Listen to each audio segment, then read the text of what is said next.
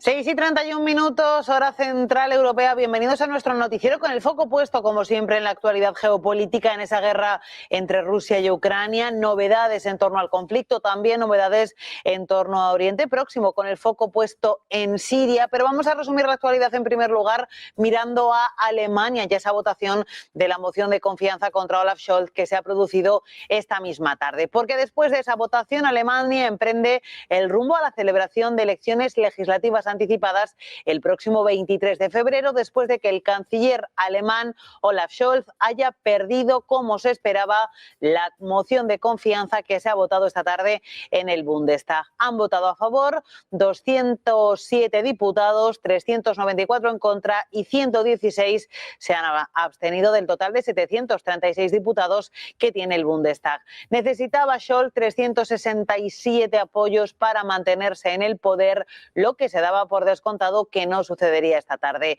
Es la sexta vez que un canciller alemán recurre a esta medida, el paso previo en la Constitución Federal para que los ciudadanos alemanes sean convocados a las urnas antes de lo previsto. Como ya anunció previamente el canciller Scholz, informará al presidente, a Frank-Walter Steinmeier, de que su gobierno tricolor ya no tiene apoyos suficientes en el Parlamento Federal, así que el siguiente paso es que el presidente proceda a convocar elecciones. La fecha ha sido fijada previamente y será el 23 de febrero. Den Schriftführerinnen und Schriftführern ermittelte Ergebnis der namentlichen Abstimmung über den Antrag des Bundeskanzlers gemäß Artikel 68 Grundgesetz bekannt. Abgegebene Stimmkarten 717. Mit Ja haben gestimmt 207, mit Nein haben gestimmt 394. Enthaltungen 116. Für die Zustimmung zur Vertrauensfrage des Bundeskanzlers sind mindestens 367 Stimmen erforderlich. Der Antrag des Bundeskanzlers hat die erforderliche Mehrheit von mindestens 367 Ja-Stimmen nicht erreicht. Ich werde dem Bundespräsidenten unverzüglich das Ergebnis der Abstimmung mitteilen. Wir sind damit am Schluss unserer Tagesordnung, auch der Ampel. Die nächste Sitzung des Deutschen Bundestages findet am Mittwoch, den 18. Dezember 2024, 13 Uhr statt. Die Sitzung. Y de Alemania nos vamos a Estados Unidos con esa rueda de prensa que ha ofrecido hace unos minutos y que les hemos ofrecido aquí en directo el presidente de Estados Unidos, Donald Trump. Donald Trump, el presidente electo, llegará a la Casa Blanca el día 20 de enero y en puertas de su llegada a la Casa Blanca, para la que quedan 35 días, ha asegurado que el mundo está en llamas ahora, que hay una situación de conflictividad geopolítica intensísima y que trabajará para acabar con los conflictos abiertos. Dice Donald Trump que cuando él se fue de la Casa Blanca en la anterior legislatura en la que gobernó, el mundo estaba en paz y que ahora, sin embargo, le preocupa mucho lo que está pasando en Oriente Medio y sobre todo en la guerra entre Rusia y Ucrania. Dice Donald Trump, noticia de última hora, que está trabajando duro para que el conflicto entre Rusia y Ucrania termine lo antes posible y dice que se están produciendo pequeños avances. En cualquier caso, ha insistido en que con él en la Casa Blanca nunca se habría producido esta guerra e insiste en que hará todo lo posible por resolver la situación. Very much on that. We're trying to get the war stopped, that horrible war that's going on in Ukraine, with Russia, Ukraine. We're going to, we've got a little progress. It's a tough one. It's a nasty one. There's no protection, no nothing, and it's what's happening there is far worse than people are reporting for both sides. So we're going to do our best, that we've been doing our best, and we'll see what happens. But since the election, I've been working every day to put the world at ease a little bit, to get rid of the wars. We had no wars when I left office, and now it's the whole world is blowing up. Y tenemos que hablar de esa guerra entre Rusia y Ucrania sobre el terreno, porque el presidente ruso Vladimir Putin ha dicho hoy que el ejército ruso se ha hecho con el control de un total de 189 localidades ucranianas a lo largo de este año en el marco de la guerra con Ucrania. Dice que las tropas rusas mantienen la presión sobre toda la línea de frente. Durante un encuentro con altos cargos del Ministerio de Defensa de Rusia, Putin ha indicado que se trata de un año muy significativo en lo referente a los objetivos de Rusia como parte de su operación militar especial. Una operación con cifras récord, ha dicho el propio Putin. Ha dado las gracias al profesionalismo y al coraje de los soldados rusos y dice que las tropas rusas han conseguido mantener su estrategia. Ha indicado que todas las zonas que han sido controladas en Ucrania con el férreo apoyo del ejército y de la armada. Dice que quiere ofrecer a los militares su más sincero agradecimiento por cumplir, dice, con su deber, aunque sea difícil. Ha aclarado que tan solo unas horas después de que el Ministerio de Defensa haya informado de que el ejército ruso se ha hecho con el control de una localidad en Donetsk, y también ha dicho que la OTAN está llevando a Rusia a una situación límite. Try to keep their population in fear of a Russian attack.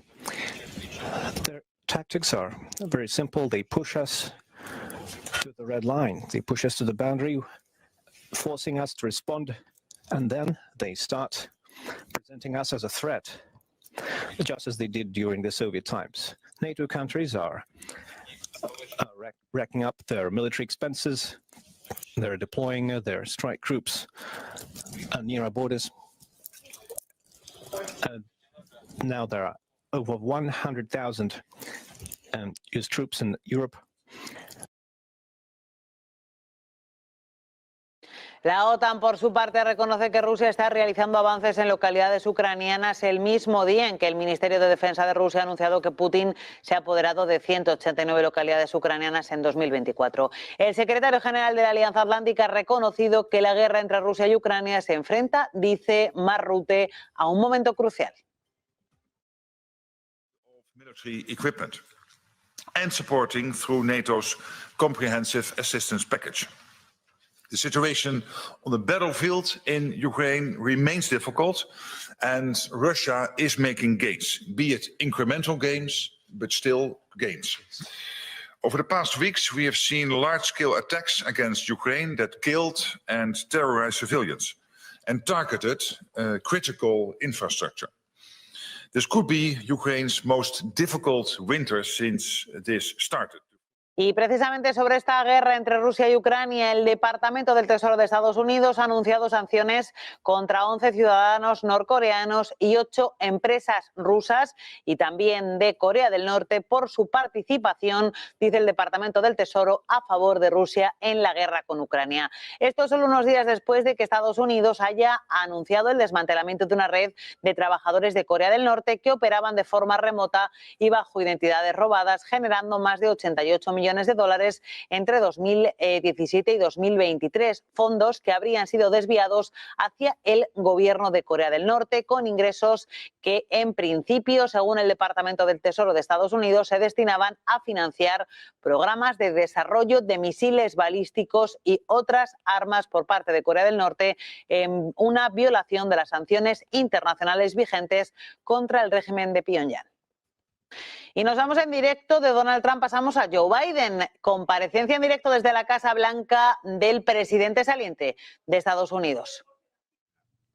And I want to thank Acting Secretary Sue and the Department of Labor for his incredible honor. You know, I measure the importance of any award I ever received based on the character and consequence of the organization that's bestowing it. And the Department of Labor is an organization of character and consequence. And I'm honored.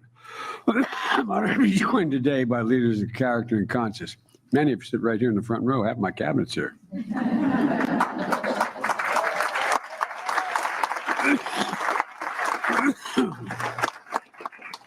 I want to thank all the labor leaders here today, including Liz and the AFL-CIO, members of the cabinet, including Interior Secretary Deb Haaland.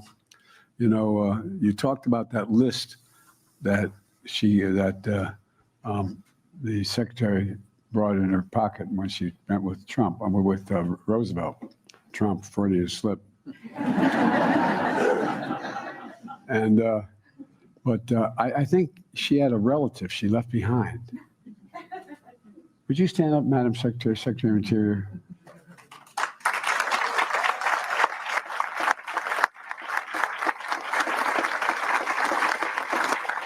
been around a long time. She's the only secretary I've ever worked with or had working for me. And when I say that's done, she said, no, we have this to do now.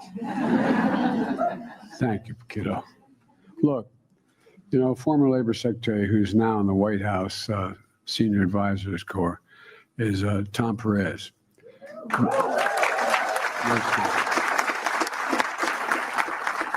Tom, thanks for sticking with me. And members of Congress, including Maine Senator Angus King and Shirley Pingree, where are you guys?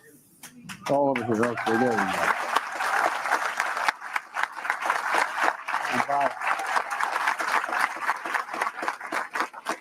And by the way, last night we were doing a Christmas event at the house, and I get finished talking to a group of folks from Labor, and my wife said, and by the way, his wife's a member of a labor union too. I'm Joe Biden's husband. She's not here today, but she's been a long-time union member of the National Education Association. And it's fitting with all these powerful women here that were gathered at headquarters of the Department of Labor. Named after one of America's greatest labor leaders, now that's not hyperbole, Frances Perkins. You know, we're honored to be joined by her grandson, Tomlin. Where are you, Tomlin? Thank you, brother.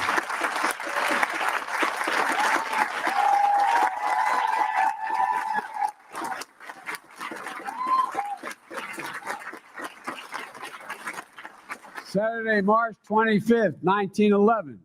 Frances sat down for afternoon tea at her home with a close friend from New York City. Suddenly, they hear the sound of a distant screams and sirens. The building was in flames. Her instinct was to run to the scene. As she approached the fire and smoke, she recognized the Triangle Shirt Factory, a company that employed hundreds of workers, mostly immigrants and women who worked long hours, crammed into tight quarters, where managers locked them inside to make clothing. In an instant, those workers are trapped in a brutal blaze with no safe exit.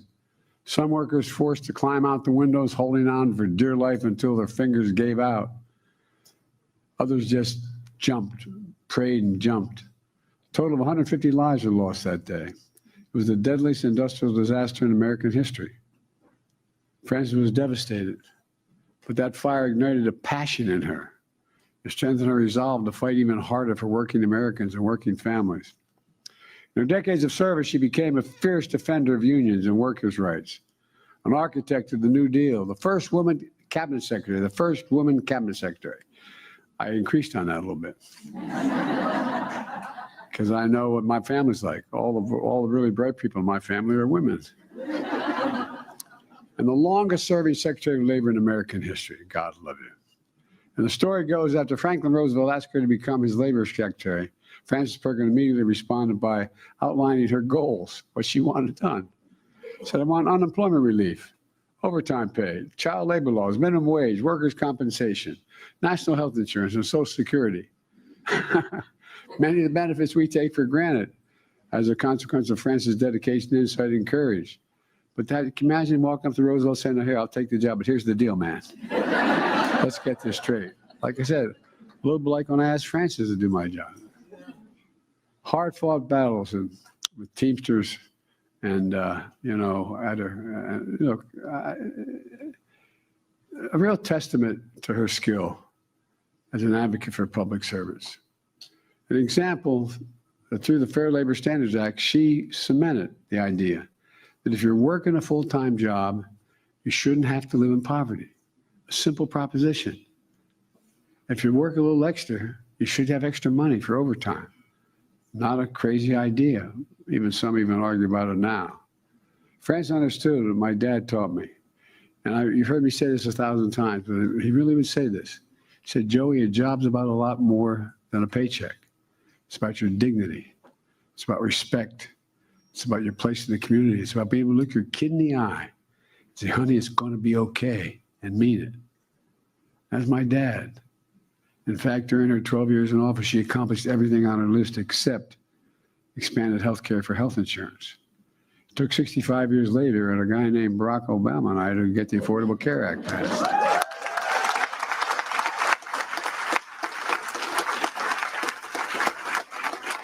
Thank God all of us here protected and expanded the Affordable Care Act. Look, it's clear that Francis Perkins and a generation of activists and labor leaders laid the groundwork for much of what we've accomplished in the last 4 years. We're fundamentally transforming the economy by breaking an economic orthodoxy that has failed this nation for generation after generation, in my view. Trickle-down economics, the notion that if the wealthy do very, very well, a little trickle off their tables onto our kitchen table. My dad used to say, nothing ever trickled on my table, honey. No, I'm serious. My dad was a really well-read man who didn't get to go. He went accepted to Johns Hopkins, but during the war, he never got to go. But my dad was a well-read guy. Well, you know, the primary benefits for the very wealthy and biggest corporations were trickle-down economics.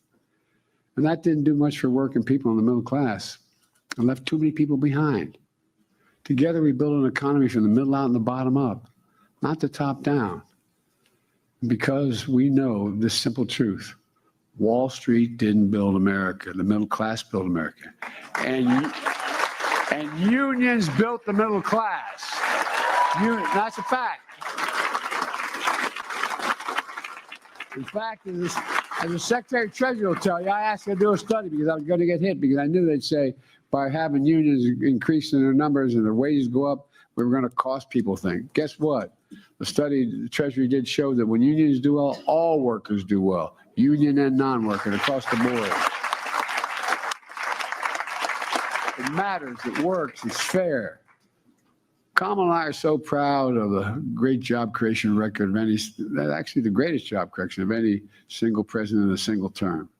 Over 6 million new jobs so far, including 1.5 million manufacturing and construction jobs. Good paying jobs you can raise a family on, don't have to require a 4-year degree. And get this, there are more women, especially mothers in the workforce, than ever before in American history.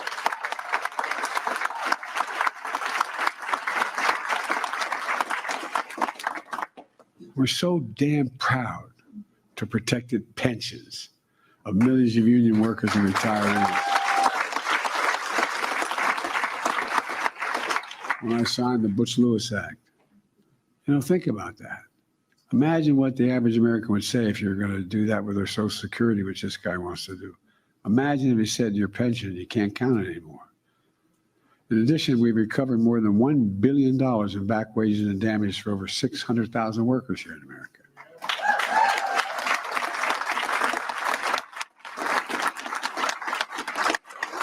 We pushed for a right to a living wage and your right to overtime pay. Jobs and factories are coming back home to America because we invested in the American agenda. We're modernizing American infrastructure. Last guy had the job, he had infrastructure week every week. Didn't build a damn thing. Well, guess what? We built a lot. And guess what's coming? Look, folks, one of the things that is frustrating, I knew this was going to happen because I've been around a long time. I talked over to the Secretary of Agriculture and other places. Guess what? All the things, we have $1.4 trillion in economic and infrastructure growth. That's thousands of good paying jobs. The CHIPS and Science Act, investing billions of dollars, building these fabs that are going to house hundreds of people working, thousands. They're going to be getting paid about average $102,000 a year and don't need a college degree. So much is going on. But it's going to take a little bit of time. But we got to make sure to protect the onslaught that's going to come because it's hard to see right away. And by the way, I know I got criticized by putting as many of these programs in red states as blue states. Actually more. Well, guess what? The red state guys screwed it up. And we got a benefit. We represent all of America. Not just blue America, not just Democrats, but all of America. Look, as we do all this, we're buying America, using American workers, using American products. And we're standing up to America for American steelworkers against China's unfair trade practices. We appointed a National Labor Relations Board that actually believes in unions, has pro-union members on the board. James Notion. And a special thank you to the chair of the board, Lauren McFerrin.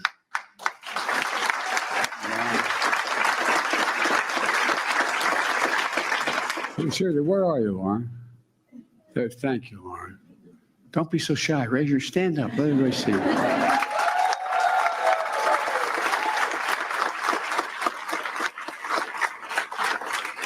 There's no accident that petitions to form unions have doubled under my presidency. I got all this credit for walking the picket line. It never crossed my mind not to walk the picket line. No, I'm serious. I didn't think it was any big deal. Walked a lot of picket lines. In fact, I was president. I hadn't thought about that. But Pamela walked the picket line. We support the right to fair contracts. Here's one, that doesn't get enough attention. When workers in sectors like construction, manufacturing, mining inhale toxic silica dust on the job, it can lead to lung cancer and other deadly diseases. It's been a major problem for decades, even under Secretary Perkins. She led an investigation, but despite the science, big business blocked the regulation. But not on our watch, not on your watch. With your help, we carried Francis Mano and issued a rule that finally reduces such dangerous exposure. And by the way,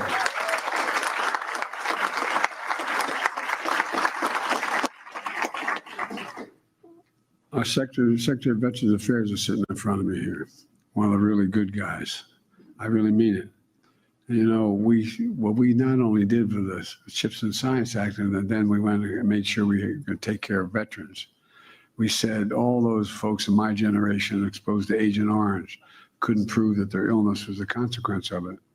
And all those like my son's generation exposed to toxic burn pits in Iraq and other places, that it's assumed that my son came back, for example, with stage 4 glioblastoma, more brain injuries than anything else. And guess what? They're entitled to the benefits that they were going to get if they had not lost their lives. Their family.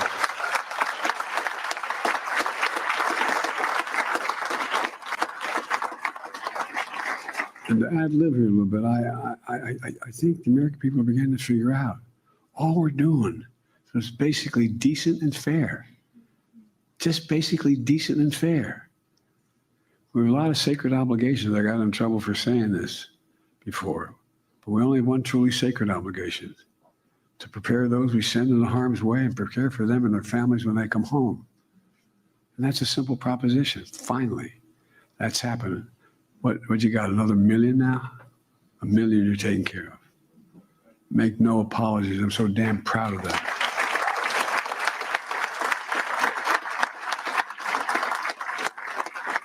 Look, folks, in our 4 years together, we made historic investments that have changed the course of the nation's future and will have a lasting impact for decades to come.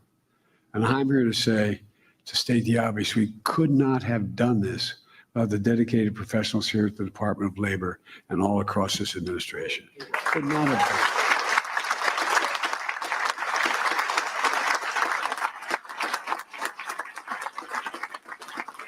And I'm damn proud to be known as the most pro-labor administration in American history, because we are. We are. We make no apologies.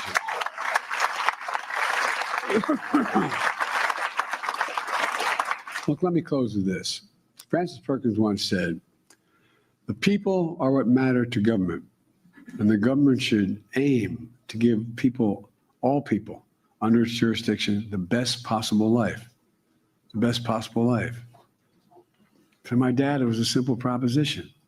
Everybody deserves a shot. No guarantee, but a shot. Everybody deserves a shot. All of you have helped upheld that vision, putting people first, no matter who they are. Another important legacy of our administration, making sure we learn from history, lift up stories that often have gone untold.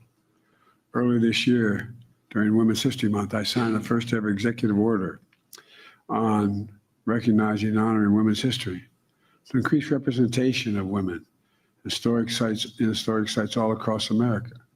Today, I'm proud to stand here in the Francis Perkins building, headquarters of the Labor Department, to designate Francis Perkins Homestead in Newcastle, Maine, a national monument.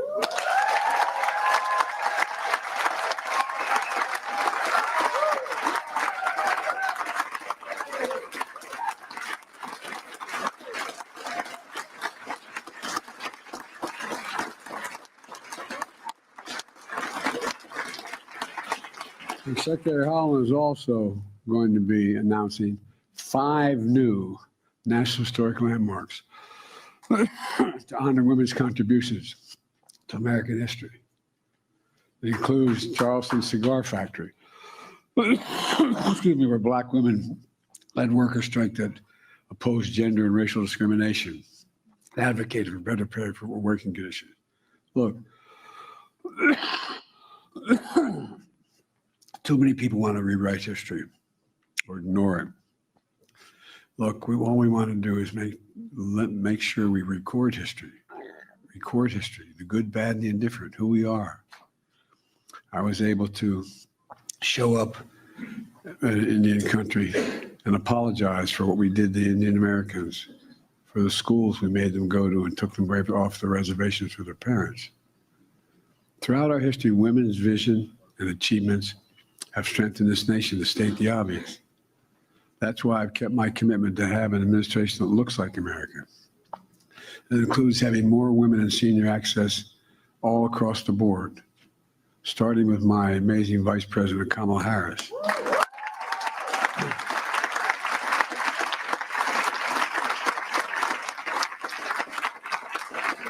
It's about time we honor them in building an American Women's Museum and a History Museum on the Mall. And the Women's Suffrage National En directo, el presidente saliente de Estados Unidos, Joe Biden, dando una rueda de prensa acerca de la situación del mercado de trabajo en el país norteamericano. Dice que son los trabajadores quienes han construido Estados Unidos y no Wall Street. Y les vamos a contar una noticia de última hora que en este caso tiene que ver con el presidente electo de Estados Unidos, con Donald Trump, que ha hablado del avistamiento de drones en Estados Unidos. Dice Donald Trump que el gobierno de Joe Biden sabe perfectamente lo que son los drones, pero oculta la verdad. Dice Donald Trump que el gobierno sabe lo que está pasando, que el ejército de Estados Unidos sabe de dónde partieron esos drones. Dice que, por ejemplo, si es un garaje, pues se puede entrar directamente a ese garaje. Dice que saben de dónde han venido y dónde van y que por alguna razón el gobierno no quiere hablar de eso. Y cree que sería mejor que dijeran qué es. Dice que los militares de Estados Unidos lo saben y el presidente lo sabe y que por alguna razón quiere mantener a la gente en suspenso. No se puede imaginar que sea el enemigo, porque si fuera el enemigo lo destruirían.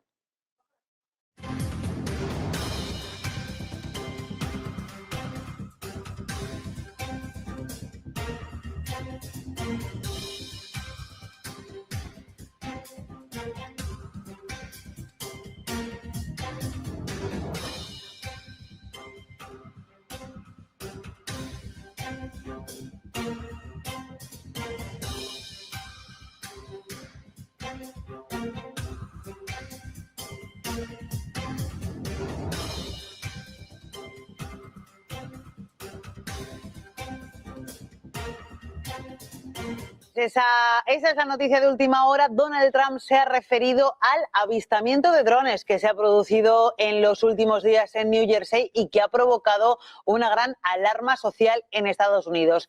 Dice Donald Trump, acusa al gobierno saliente de Joe Biden, que tanto el gobierno como el ejército son perfectamente conocedores de lo que está pasando con esos drones, con esos objetos no tripulados. Dice que el gobierno sabe lo que está pasando, que el ejército sabe lo que está pasando, pero que por algún motivo no quieren comentar la verdad y la ocultan. Dice que el gobierno sabe lo que son, de dónde vienen, a dónde van y que no lo quieren comentar. Dice que lo mejor sería que dijeran la verdad sobre estos objetos no tripulados, sobre estos drones. What is happening?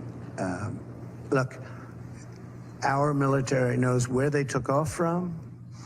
If it's a garage, they can go right into that garage. They know where it came from and where it went. And for some reason, they don't want to comment. And I think they'd be better off saying what it is. Our military knows and our president knows. And for some reason, they want to keep people in suspense. I can't imagine it's the enemy, because if it was the enemy, they'd blast it out. Even if they were late, they'd blast it. Something strange is going on. For some reason, they don't want to tell the people. And they should, because the people are really, I mean, they happen to be over Bedminster. They're very close to Bedminster. I think maybe I won't spend the weekend in Bedminster. I've decided to cancel my trip. Pues ya ha terminado también la comparecencia de Joe Biden. Participaba en un discurso en el Departamento de Trabajo sobre el estado del mercado laboral y de la economía de Estados Unidos. Decía que iba a ser el presidente de Estados Unidos, decía Biden, conocido por estar al lado de los trabajadores. Así es como terminamos esta edición especial del informativo del noticiero en Negocios Televisión. Se quedan con Money and Markets.